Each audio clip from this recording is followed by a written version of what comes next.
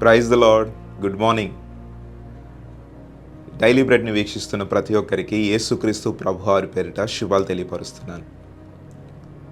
చాలా రోజుల తర్వాత మరలా డైలీ బ్రెడ్లో మిమ్మల్ని ఈ విధంగా కలుసుకోవడం, దీనిని బట్టి నేను ఎంతగానో దేవుణ్ణి స్తుతిస్తున్నాను.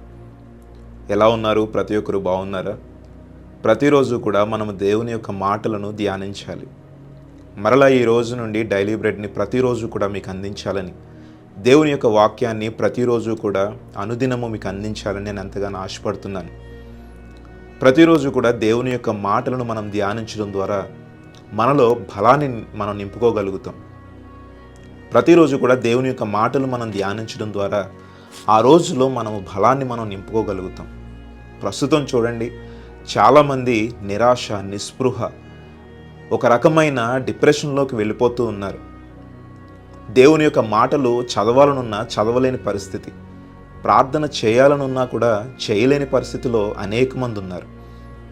ఈరోజు ఎందుకు వారు ఆ పరిస్థితుల్లో ఉన్నారు అని అంటే, సాతాను వారిని ఎంతగానో కృంగదీసేస్తుంది. మరి సాతాను కృంగదీస్తున్నప్పుడు సాతాన్ని మనం ఎదిరించాలంటే మనలో బలం ఉండాలి కదా.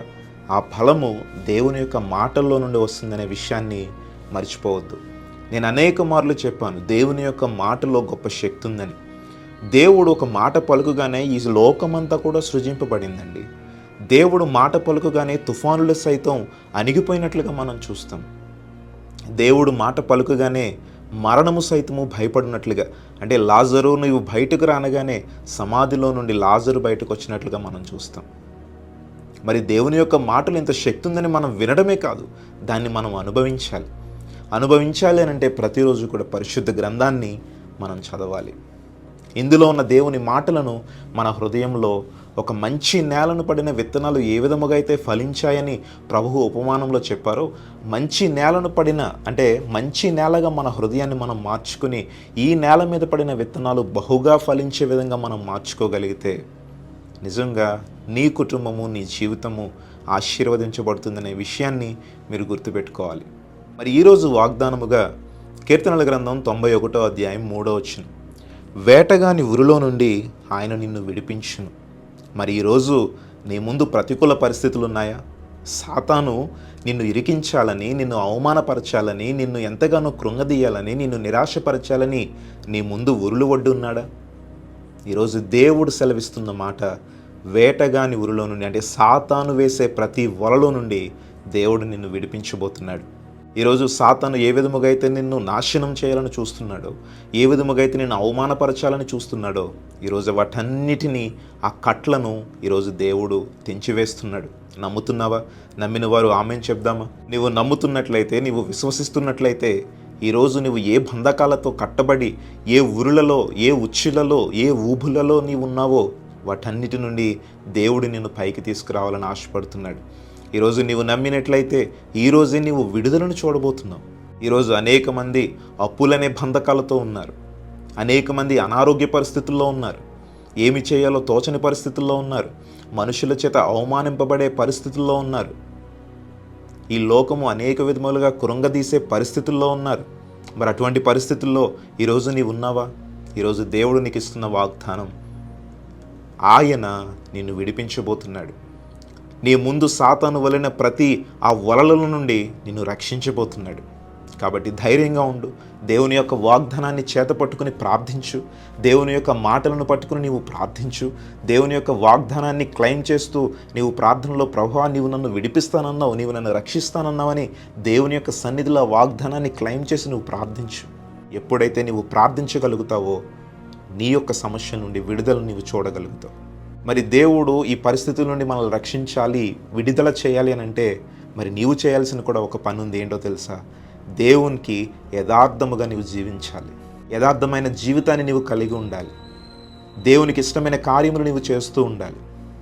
నేను అలా కాదండి, ఈ లోకంలో నేను ఎంజాయ్ చేయాలని అనుకుంటున్నాను, ఈ లోకాన్ని నేను ఆనందించాలనుకుంటున్నాను, ఒక పక్క నాకు దేవుడు కావాలి, ఒక పక్క ఈ లోకము కావాలి అని అంటే రెండు పడవల మీద ప్రయాణము ప్రమాదము అనే విషయాన్ని నువ్వు మర్చిపోవద్దు.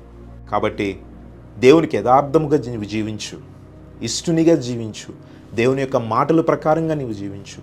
చూడండి, ఒక మాట పరిశుద్ధ గ్రంథంలో ఉంటుంది, ధర్మశాస్త్రమును చదివిన వారు నీతిమంతులు కాదు, కానీ ఆ ధర్మశాస్త్రమును బట్టి నడుచుకుని వారు తమ జీవితాన్ని మార్చుకునేవారే నీతిమంతులుగా తీర్చబడతారట.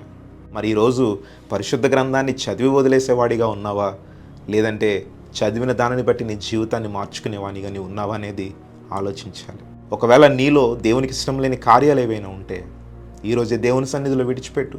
ఇప్పుడు చేయబోతున్న ఈ ప్రార్థనలో నీవు ఏకీభవించు, ఈ వాగ్దానాన్ని ఎత్తుపట్టి ప్రార్థించు. ఖచ్చితంగా నీ విడుదలను నీవు చూడగలుగుతావు. ప్రతి పరిస్థితి నుండి, ప్రతి ప్రతికూల పరిస్థితి నుండి దేవుడు నిన్ను విడిపిస్తాడు. ఈ ప్రార్థనలో ఏకీభవించండి.